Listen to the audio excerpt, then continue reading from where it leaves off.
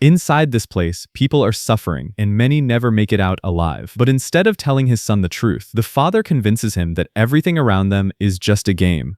Because if the boy understands what is really happening, he might not survive. The story begins in the Italian countryside in the 1930s, where a man named Guido arrives with a simple dream. One day, he meets a woman named Dora. What starts as a chance encounter slowly turns into love. Before long, they get married, build a quiet life together, and have a son named Giosue. He is bright, curious, and full of joy, with his father's eyes and his father's love for fun. One day, walking through town, Giosue notices a sign on a shop window. No Jews or dogs allowed. He looks up at his father and asks what it means. Guido does not miss a beat. He tells his son that some shops just do not let certain people in. It is completely normal. The hardware store down the road does not allow Spanish people or horses. The drugstore does not allow Chinese people or kangaroos. Giosue thinks about this very seriously. Then he says that they let everybody into their bookshop. Guido agrees, and then adds with great seriousness that from now on, they should put up their own sign too. He asks his son if there is anyone he does not like. Giosue thinks hard and says spiders. Guido says he does not like Visigoths. For a while, everything feels perfect, but outside their front door, the world is changing fast. It is now the 1940s. War is spreading across Europe, and Jewish families are no longer safe. The Nazi regime grows stronger every day, and people begin to disappear without warning. Then one day, that danger reaches their home. Soldiers arrive without warning. Guido and Giosue are seized and forced onto a train heading to a concentration camp. Dora is left standing behind. She is not Jewish. She does not have to go. She could stay home and survive, but she cannot do it. She walks straight up to the soldiers and demands to be put on that train. She chooses to walk into hell rather than live safely without them. When they arrive at the camp, the reality hits like a wall. It is cold, crowded, and cruel beyond words. Men and women are immediately separated. Guido loses Dora in an instant, and from that moment, he does not even know if she is still alive.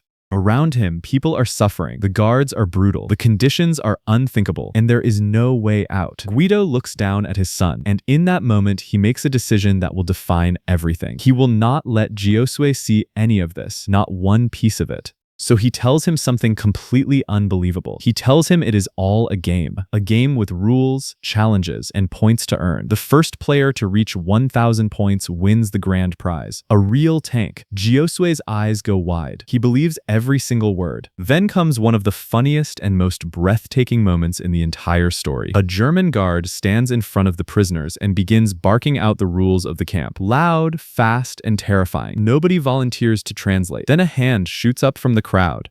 It is Guido, who does not speak a single word of German, stepping forward with a completely straight face while the guard shouts brutal orders behind him. Guido turns to his son and calmly announces that the game starts now. He says that to reach 1,000 points and take home a tank with a big gun, there are 3 ways to lose points. Turning into a big crybaby, saying you want to see your mommy, and saying you are hungry and want something to eat. Giosue stares at his father in complete amazement. The guard finishes shouting. He has no idea what just happened. But there are close calls too. One evening, Guido returns to the barracks after a brutal day of hard labor. Giosue runs to him and asks how the day went. Guido grins and tells him he spent the whole day playing hopscotch. And then for just one moment, his face breaks. Not in front of his son. Just for a second, in the shadows where nobody can see, a mixture of grief and joy crosses his face, the full weight of everything he is carrying flashing through all at once. And then the smile comes back, because that smile is the only wall standing between his son and the truth. During a medical checkup at the camp, one of the German doctors glances at Guido and stops. It is Dr. Lessing, a friendly, well-dressed man who used to dine regularly at the hotel restaurant back home. Dr.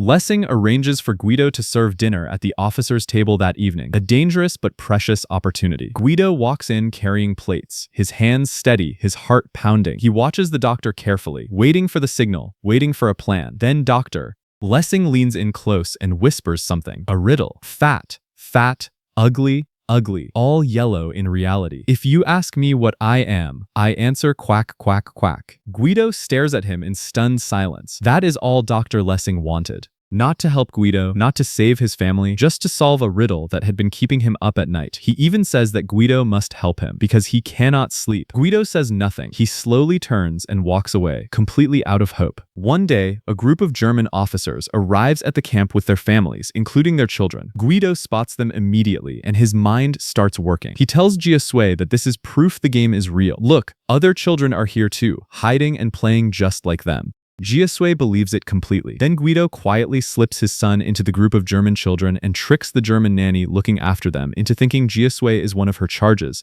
just another child. While Guido serves food to the German officers at the table, his son sits nearby eating with the German children, safe and fed. Giosue cannot speak a single word of German, so he must stay completely silent the entire time, which for a curious little boy is almost impossible. But he does it because his father told him that staying quiet earns the most points. It works. Nobody suspects a thing. One day, Giosue accidentally says grazie, which means thank you in Italian, right in front of a Nazi guard. The guard's eyes narrow. He goes to report it. Guido moves like lightning. By the time the guard comes back, Guido has somehow gathered all the German children around him and taught them all to say grazie too. The guard looks at the group of giggling children and walks away. Another time, a prisoner quietly tells Giosue a horrifying truth about what really happens to people in the camp. Giosue runs to his father, frightened and shaking. Guido bursts out laughing. He says the boy fell for it again, asking if he really believes people are turned into buttons and soap.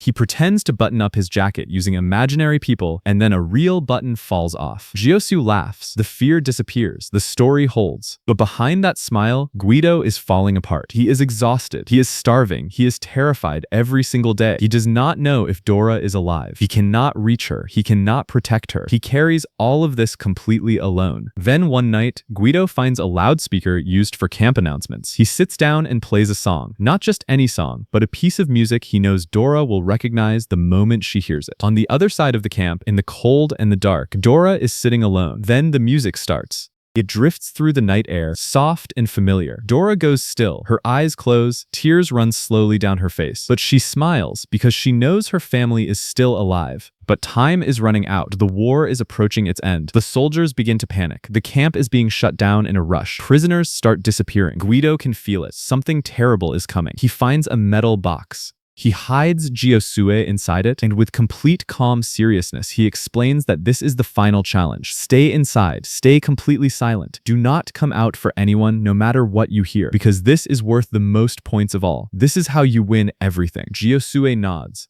He climbs inside. He does not make a sound. Guido goes to find Dora. He searches, but runs out of time. A German soldier steps out of the shadows and catches him. There is no escape. He is marched away at gunpoint, toward the darkness, toward his death. But the path takes him past the place where his son is hiding. And Guido knows Giosue might be watching through the cracks right now. So he does something that will break your heart completely. He starts walking in a silly, exaggerated way. Big, goofy steps like a clown on parade. The same walk that always made his son laugh. Calm and playful, like everything is perfectly fine, like this is still just part of the game. Because if his son is watching, he wants the last thing Giosue ever sees of his father to be something that makes him smile. That is the last time we see Guido. The next morning, silence fills the camp. Giosue slowly pushes open the box and steps out into the pale morning light. The guards are gone. The camp is completely still. And then, rumbling slowly around the corner, a real tank appears. American soldiers have arrived. The war is over. The camp is free. Giosue freezes for 1 second. Then he screams with pure joy. He won. He stayed hidden, followed every rule. And here is his prize, exactly like his father promised.